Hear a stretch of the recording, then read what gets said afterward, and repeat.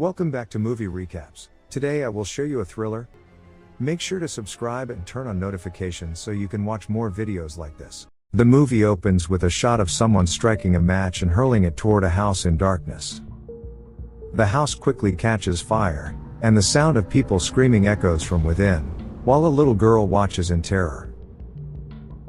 In the next scene, we see a real estate lawyer, Caitlin, meeting a woman named Polly. Polly explains that she used to work as a nanny, but after the family moved away, she began struggling financially. Things got worse when her landlord suddenly raised the rent, so Caitlin promises to handle the matter with the landlord. Polly then notices that she's heavily pregnant, and asks why she's working in such a condition, but Caitlin simply smiles and says she can handle it. After the meeting, Caitlin heads to her car, and is talking with a colleague, right when she suddenly goes into labor. The scene then cuts to some time later, where we see Caitlin with her older daughter, Emma, and her newborn, Josie. She seems stressed, and it's clear she's having a hard time juggling life with two kids. Later, the family visits a farmer's market, where Caitlin unexpectedly crosses paths with Polly. They begin chatting, when Emma keeps interrupting her mother and insists she wants to go home. Noticing how stressed the woman is, Polly offers to babysit sometimes if Caitlin wants to ease her responsibilities. Caitlin remembers that she has childcare experience, and checks if she still has her number. Later, at home, Caitlin discusses the situation with her husband, Miguel, who also agrees that hiring a nanny would be a good idea. Caitlin then reaches out to a woman named Rosanna, who turns out to be a reference provided by Polly. Rosanna states that Polly is an amazing woman, and was also very good with the kids. The next day, Polly arrives at the house to work, after which Caitlin gives her some instructions. She then asks her not to give Josie the baby formula, as it contains too much sugar. Polly immediately gets to work and starts bonding with Josie, while we see Caitlin heading upstairs and taking her antidepressant medicines.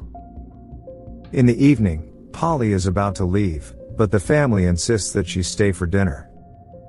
Later, when Caitlin and Emma get into an argument, Polly suggests giving her daughter some space. The stressed mother then begins venting about her parenting struggles, admitting how hard it is for her to handle Emma. Days later, Caitlin asks Miguel to take Emma to her basketball game since she has some work to do, but he says that he also has an important meeting, and suggests she ask Polly instead. The scene then cuts to the afternoon, where Polly is seen hanging out with Josie and Emma after the basketball game. She surprises Emma with the cupcake, and urges her not to tell anyone. The girl excitedly agrees, and Polly even feeds Josie some cupcake, which worries Emma a bit. Here the nanny shares how her mom used to make the best cupcakes, but she had to leave before Polly could grow old. She then had to live somewhere else, where all she had to eat was tuna straight from the can, like a cat. Polly also teaches Emma some gestures, which the little girl eagerly copies. In the evening, Caitlin is busy cooking in the kitchen.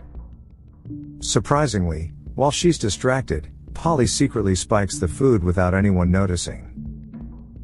That night, the family is joined by Caitlin's friend, Stuart, and his girlfriend, Bethany, for dinner.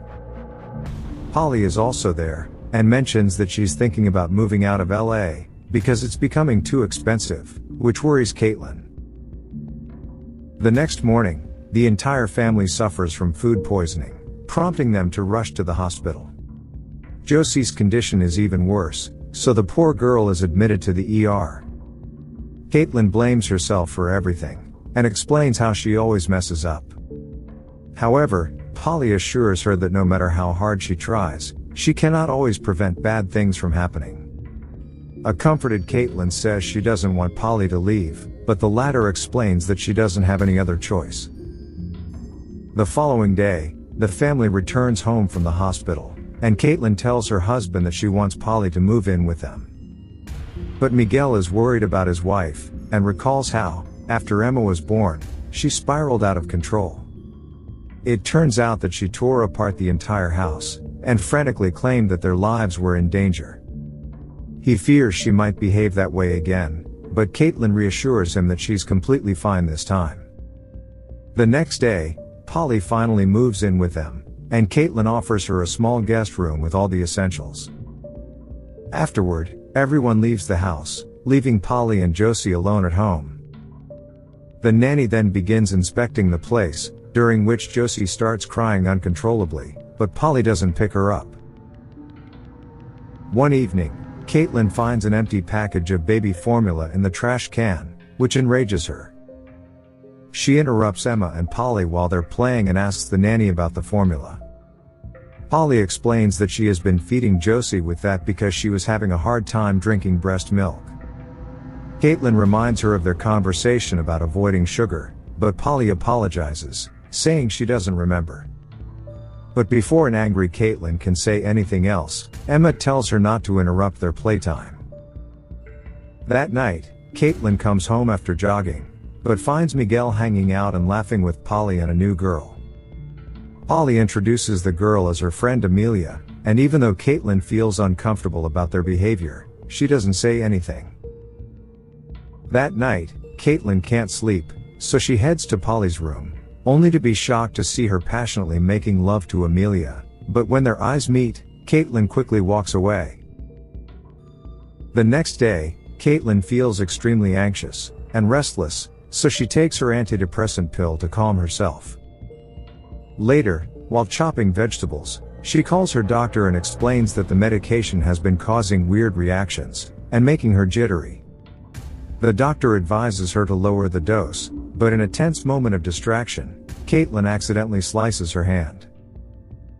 Later on, the family gathers for lunch, during which Polly and Emma share a look, after which the little girl turns to her parents. She reveals that on TV, the man and woman get married and kiss, but when she grows up, she wants to marry a woman instead. A shocked Caitlin asks if Polly taught her this, but the latter explains that Emma was just asking about different types of couples, and she simply explained it to her. Miguel tries to be supportive, but Caitlin struggles to believe it could be true, which enrages Emma. She yells at her mom that she hates her and storms off to her room. Afterward, Caitlin tells Miguel that Emma is just 10, and she doesn't believe the girl could have such feelings. She worries it's just Polly's influence, since they spend hours alone together talking about God knows what. Here Miguel calms her, suggesting that perhaps she's upset that Emma is bonding more with the nanny than with her. He urges her to let their daughter grow up instead of being controlling, and Caitlin realizes she may have overreacted. Then, she suddenly begins kissing Miguel, and makes him pleasure her in the same way she had seen Polly do with Amelia. Elsewhere, we see that Polly has been replacing Caitlin's antidepressant pills with something else, which is likely the cause of her weird reactions. The scene then cuts to the new year, where the family watches the fireworks, and has a lot of fun. Later at home, Caitlin and Polly are in the kitchen when suddenly, Emma screams, and Caitlin discovers that Emma has ignited fireworks inside her room. The frustrated woman demands to know who gave her the crackers, and it turns out to be none other than Polly. The nanny apologizes, saying she didn't know Emma would set them off in her room, but Caitlin believes she did it deliberately. Having had enough, she angrily kicks Polly out of the house, even though Emma pleads that it's not the nanny's fault. That night, Caitlin discusses the situation with her husband, who defends Polly, and says that what happened was just a mistake. Instead, he expresses concern that Caitlin's mental state is unstable again, and says he can't help her if she's not willing to accept her mistakes. After a brief moment of reflection, Caitlin realizes he is right, and asks him if he knows where Polly went. On the other hand, we see Polly at a motel, visibly frustrated and banging her head against the wall. Caitlin soon arrives to meet her, and apologizes for her outburst, explaining that she had some issues in the past. The next morning, Caitlin shares everything with Stuart, who reassures her that she isn't crazy. He is also suspicious of the new nanny, so he offers to investigate her background. Afterward, Polly arrives at her room and is shocked to find Stuart there. He claims he wanted to check on the renovations, but she firmly tells him that it's her private space, and it's not appropriate. Stuart apologizes and leaves, but when he returns home, it's revealed that he had gone through Polly's trash. He has collected items like a used tampon and a soda can, so he uses them to conduct an at-home DNA test. Meanwhile, an anxious Caitlin calls Rosanna multiple times, but this time no one answers. She then searches the number on Google, which leads her to the address of a recreation center. Caitlin wastes no time heading there, and finally meets Rosanna in person. Following this, she explains that she wants to talk about Polly, who has had several dangerous incidents with her children. But Rosanna worries about the nanny, and asks Caitlin if she's using drugs again. In a shocking revelation, Rosanna unintentionally reveals how she met her in a rehabilitation program when Polly used to live in a car, and was abused by her boyfriend. Even worse, Polly had never even worked as a nanny, and Rosanna lied to help her, so an angry Caitlin doesn't believe Polly's story about being abused is true. She accuses the old woman of lying, and putting her children in danger before storming off. Meanwhile, Stuart seems to have discovered something crucial, so he leaves an urgent message for Caitlin to call him back. He also prints a newspaper article about a fire that killed 3 members of a family, though the daughter survived. Elsewhere, Caitlin returns home and explains to her husband that Polly has been lying to her, and that the reference she gave them was also fake. However, Miguel seems frustrated by her erratic behavior, and is annoyed that she decided to chase down a woman this late, instead of feeding their hungry baby. Meanwhile, Stuart is visited by Polly, and he claims he called her to apologize for what happened that afternoon. The two sit down for a conversation, and here Stuart reveals that he knows her real name is Rebecca, and that she grew up in San Bernardino. It turns out Caitlin also grew up there, and her real name is actually Jennifer. In a shocking twist, we learn that years ago, Polly's parents and her baby sister died when their house caught fire, which was started by none other than Caitlin. Stuart suggests that something must have happened to Caitlin to drive her to such a drastic act, but Polly refuses to believe it. She explains how her life was completely ruined because of Caitlin, who just changed her name and moved away after the incident. She asks if he has told Caitlin yet, but Stuart replies that he hasn't, as he wanted to speak to her first. At this moment, Polly requests to go to the bathroom, and Stuart shows her the way. Soon after, he speaks to her from outside and tries to convince her to forgive Caitlin. But then all of a sudden, she then begins collecting the evidence, right when he wakes up and tries to call 911. Unfortunately, Polly notices this, and begins savagely striking the poor guy until his face is completely mangled. Not long after, Caitlin gets a call from Bethany that Stuart was attacked during a break-in, so the panicked woman quickly rushes to the hospital. Upon her arrival, she meets a distraught Bethany, and informs a police officer that Stuart had been investigating a suspicious nanny. She thinks that the nanny might be responsible, but the officer simply ignores her, saying he isn't the detective in charge. The next morning, when Caitlin returns home, she finds her family having breakfast with Polly, and becomes enraged. She immediately demands that the nanny leave, and rushes to her room to pack her things. Miguel tries to stop her, but Caitlin notices Polly hugging Emma, prompting her to attack the nanny, and here Caitlin accidentally hits Emma, and causes her nose to bleed. Miguel and Polly rush to help Emma, while Caitlin is overwhelmed with guilt and breaks down in tears. In the next scene, Caitlin is seen in a hotel and speaking with her attorney, who tells her that she could get a restraining order against her children. It has been 1 week since the incident, and Stuart has passed away, but Polly is still taking care of the kids. Later, Caitlin takes her pills, but finally notices an erased number 34 on the medication. She quickly Googles it, and is stunned to learn that it is actually a drug called methamphetamine, commonly used as an ADHD stimulant. Following this, Caitlin arrives to watch Emma's basketball game, where she apologizes to her, and explains that she's sometimes over-controlling, because no one looked out for her when she was a child. Emma also forgives her, and shows her the printout of the fire article she stole from Polly's room. Upon seeing this, a stunned Caitlin realizes what's been happening and breaks down in tears. But Emma sees nothing wrong, and suggests that since Polly is an orphan, that's why she tries so hard to be part of their family. Afterward, Caitlin returns home to meet Polly, and calls her by her real name, Rebecca. The two head to the kitchen for a conversation, while at the same time, Miguel calls Caitlin multiple times, but she doesn't answer. He worries that she went home to confront the nanny again, so he grabs his daughter and proceeds to leave.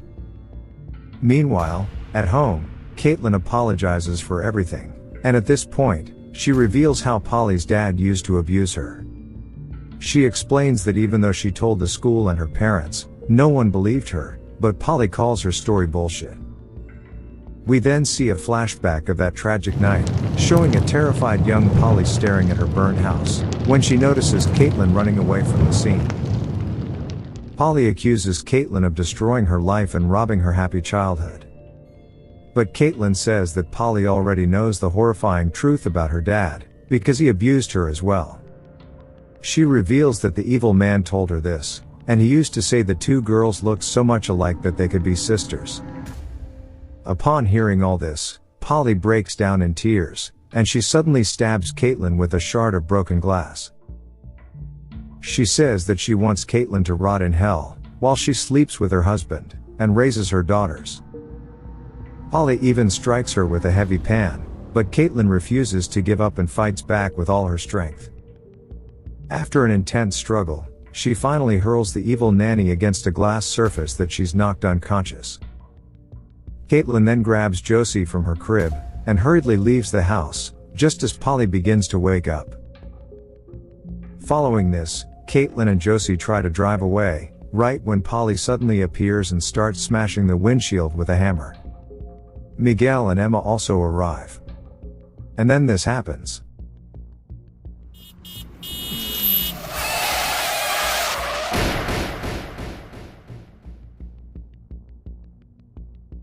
Caitlin and Josie survive the collision, so Miguel rushes to help and apologizes to his wife for not believing her. Caitlin then hurries to check on the dying Polly, whose arm is ripped open and bleeding profusely. Eventually, she succumbs to her injuries, while Caitlin is overwhelmed by her guilt and breaks down in tears, along with a distraught Emma. The scene then cuts to some time later, where Caitlin is sitting alone and staring deeply into the flickering flames of a fire. Miguel then tells her that Emma knows everything, and reassures her that they will be alright. Meanwhile, Emma is seen telling Josie the story of Rebecca, who lost her family, was forced to live in a foster home, and had to eat cans of tuna like a cat. She even mimics Polly's gestures, a chilling reminder that even though the nanny is gone, her shadow still lingers in their world. Make sure to subscribe and turn on notifications so you can watch more videos like this.